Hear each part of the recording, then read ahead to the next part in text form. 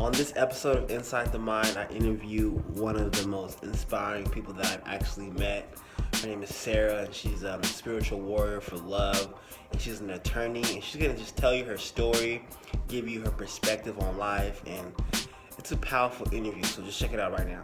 Sure. Thank you, Odea. Oh, I'm so thrilled to be able to share this message.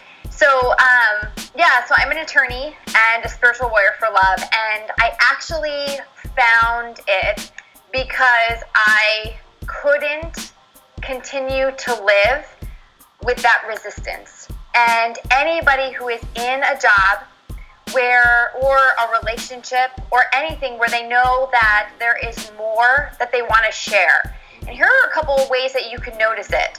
You find yourself wanting to tell people some wisdom or some advice. You see it. It's like clear as day what people can do to make their lives better.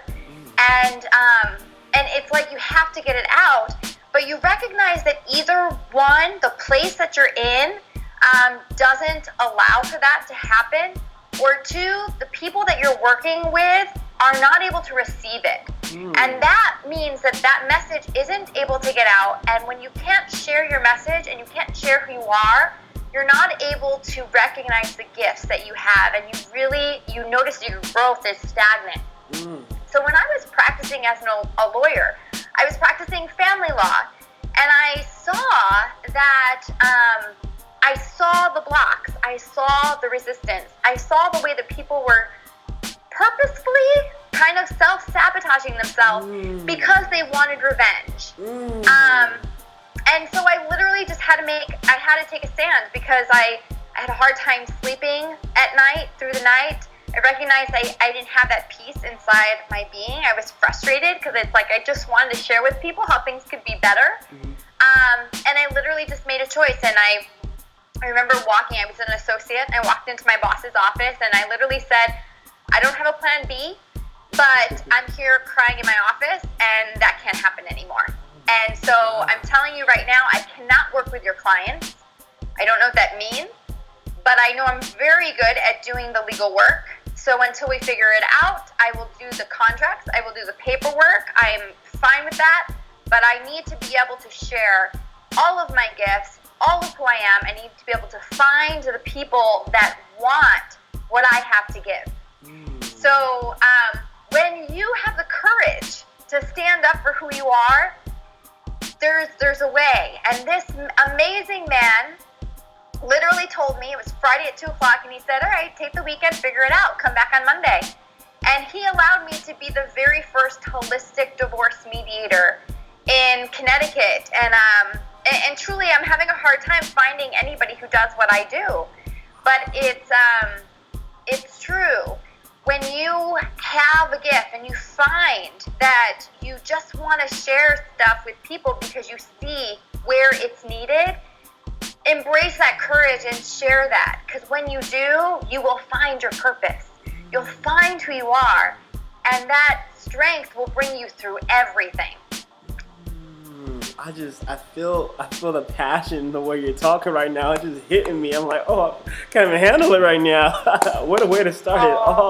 Oh my God. Glad. So from what I'm hearing right now, was there like a lot of stuff like built up over time that made you come to that conclusion, or was it just one specific incident that you're like, okay, I have to get out of this, or kind of just to see your perspective on it? Because I know, at least for me, it was, for me to get into where I'm doing right now, it was a whole bunch of incidents that led up to that final incident. So I want to see, for you, what's your perspective and how did you make that decision?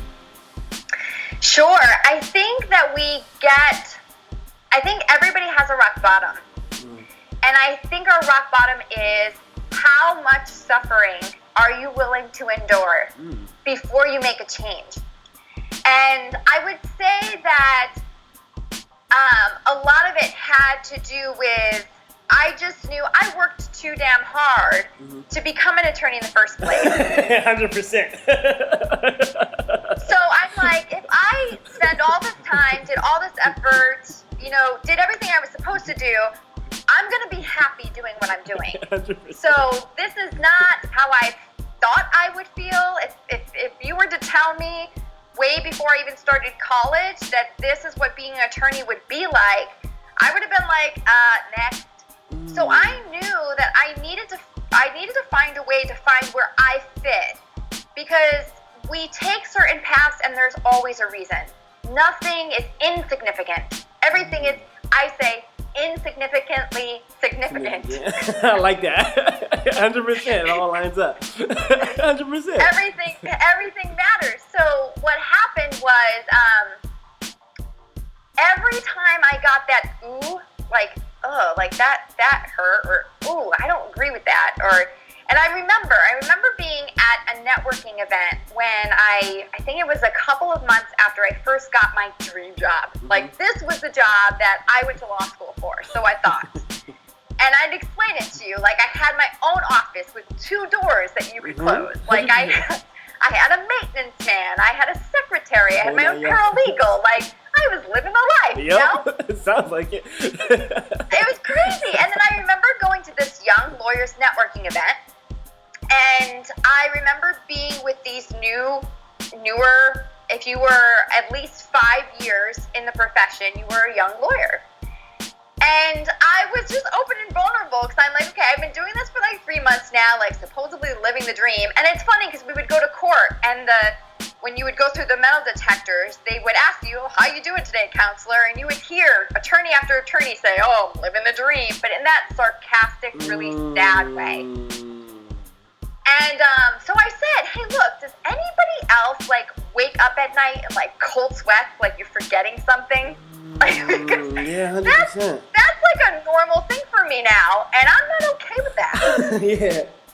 And I actually had attorneys come up to me and say, oh yeah, it happens to me all the time.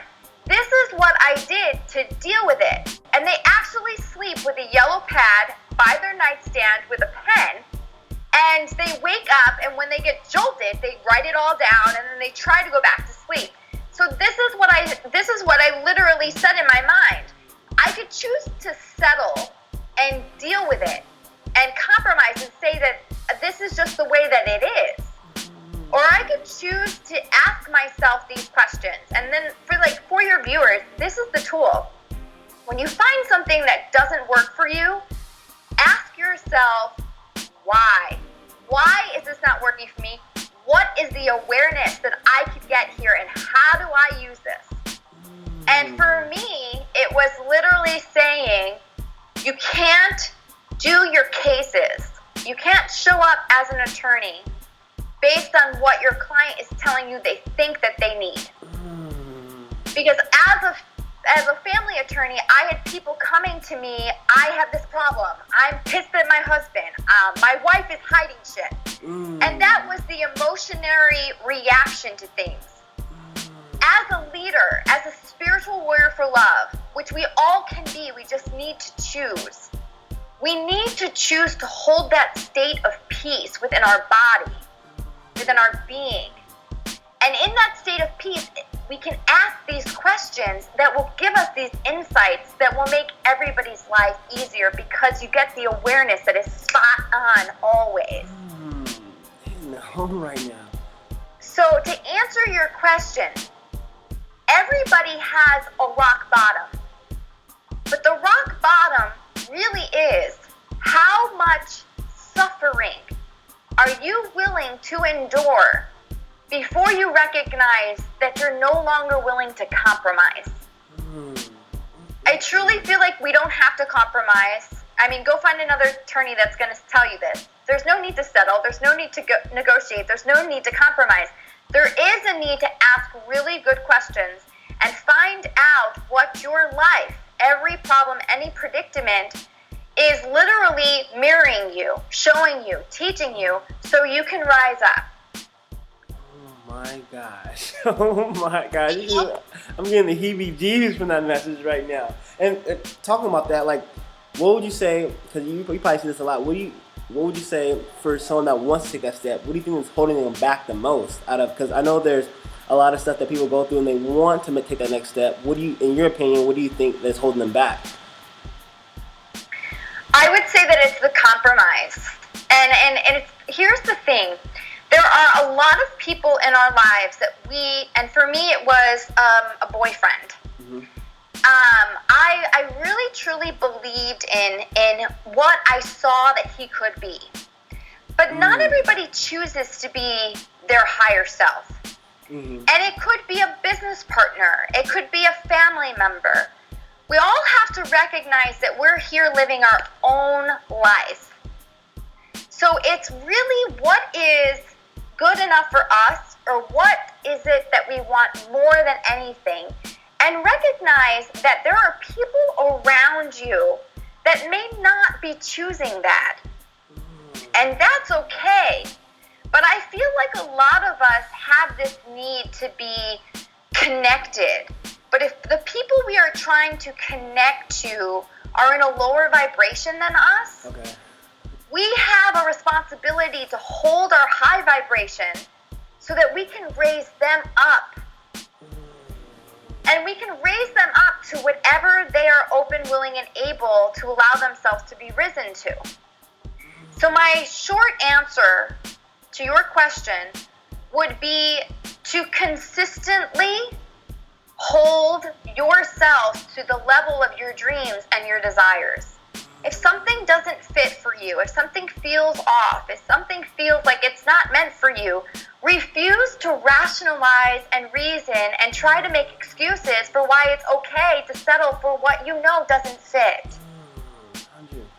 When you do that, you can actually be that inspiring spiritual warrior that other people are going to look at and they're going to be like, wow. And it could be the sense of peace that you have. So many people say, oh my God, you're so zen. I actually had somebody say, are you okay? And I'm like, yeah, it's fine. And they're like, well, you're just so peaceful. I kind of figured something was wrong. And I'm like, okay. But whatever it could be like your amazing smile. Like, you have an amazing smile. Thank you very much. Appreciate it. When you are that self, it draws people into you. And you don't know what it could be. That's why it's always choose to be the best you can be, and really forget the need to get to anybody else's level. You can hold the entire world up to your level if you believe in them and you believe in your ability to hold that space for yourself. Everything else takes care of itself. So really, I don't believe that there are any blocks. I choose to not believe that there's anything that holds anybody back. I hold the space that people can rise up past their own blocks. And if I hold that belief, that actually gives everybody around me the opportunity to be free. When you choose to believe that everybody truly has the ability to use their free will to bless themselves or to curse themselves, what you do is you free yourself from feeling the need to do things for others. Okay. Now, when we feel like we have to fix another, help another, even this idea of holding space for another, what we're doing is we're literally saying, you're not as powerful as me, and therefore I'm okay leaking my energy to you because you need it more than I do. What happens when you do that is that you are disempowered, because the truth is we all have the access to the same amount of light. But when you actually say, hey, look, I recognize what's going on, because we all can feel the difference in energy. 100%. When that energy, that low vibration is in our presence, we could feel it. We know. So there's no need to protect yourself. It's actually the opposite. I would say open yourself up even more. Because what you can do is you can allow yourself to ask questions about the awareness. So, whenever I'm like on an airplane or out in public, I open myself up, especially when somebody's asking for help. And I openly give, but I openly give from using the awareness that I get. So I ask, why is this person asking me this? What's the awareness that I'm getting with what I'm feeling? But I'm not afraid of it. And I'm not coming to the question as if I need to protect myself. So my intention, your intention makes all the difference. If I know that I'm strong and I can hold my energy, and I totally believe that the person in front of me has that same ability, then what happens is that there's literally like this protection that's around you because your vibe is higher. I always tell people you want to raise your vibe so that the low vibe can't touch you. Oh, man. I like that.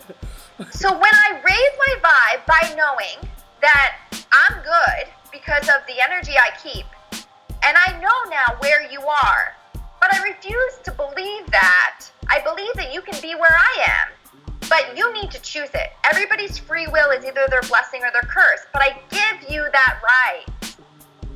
So then I can just simply ask questions of myself, and then when I know, when a person asks for it, this is another thing.